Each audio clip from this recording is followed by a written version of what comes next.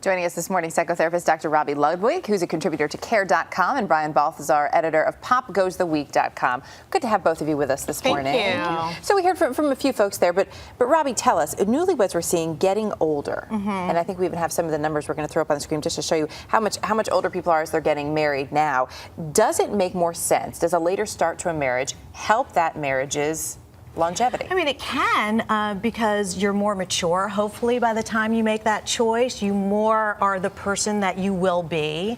And hopefully, you're really in a better financial position.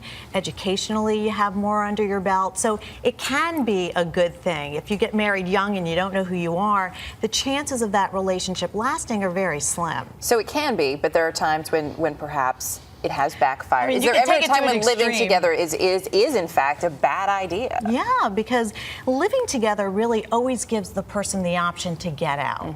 So, and also it's like a trial for marriage. So you're trying out to be a husband, you're trying out to be a wife. Most of the time it's a wife trying out, like, do you want me to be your wife? Right, and it was taboo once not to live together or have sex before marriage, to live together. So now it's like I can do that and not get married? What's wrong with that? You know, it's a great test run. The pressure to get married really isn't there. And also, living together and being married are not one and the same thing, because the person who's living together knows that they can get out easier. Right. Groucho Marx once said marriage is a wonderful institution, but who wants to live in an institution? And you bring up a good point, because marriage for a lot of people, or some people, doesn't always mean a positive thing. For certain people, it means that it can make your relationship bad in some way, or ugly, or it can even signify death to certain people. And you know, this is a lot of people in this generation, their parents got divorced, their friends' parents got divorced, so they're like, why do I want to put myself through that? If I know I love my partner, then why do I need a piece of paper to prove it and spend a lot of money to get married? There are also, you talk about people coming from broken homes or having dealt with this in the past, even if it wasn't their own home. But there are also these beautiful depictions of marriage that we see all the time on TV and in movies. Is that, in some ways, does that make it a little more difficult because you have this grand idea of the perfection that is marriage? Absolutely. When you're a kid at Cinderella, for the girl, you got to find that one Prince Charming, the one that's going to wake you up from your sleep. And nowadays, Twilight's a great example. There's this love that we just met, we barely know each other, and yet somehow we can overcome everything. I know you want to suck my blood and possibly eat my flesh, but Twilight, you're the one for me. And that's supposed to happen after divorce.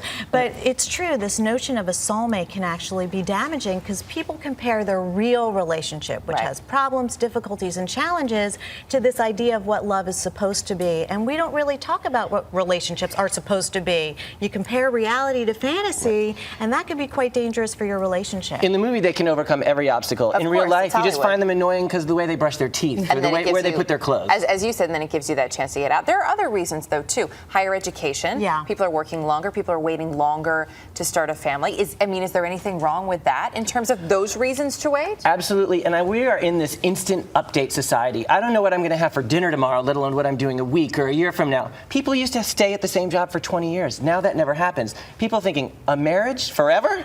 And the vows are honor and obey? Who wants to sign up for that? So they're thinking, I'll wait. Can you come back from that, though? Because that is an extreme, but it's definitely happening. And if you can't commit to someone, I mean, what does that do ultimately to society? But maybe you're not ready, because I really do think that adolescence is extending, in some cases, into a person's 20s. I would agree with that. So I do think that really it's taking us much longer to mature for a whole host of reasons. We have so many more options, even in terms of women having children. They don't necessarily have to have children within their 20s or 30s. Now women can have children in their 40s, and I think the options will only get greater for women in terms of not having to battle that biological clock. And for some celebrities, marriage is the new dating. They get married 3, 4, or 5 times. It's the new dating for some people. Which that's not exactly the best example to study either, is it?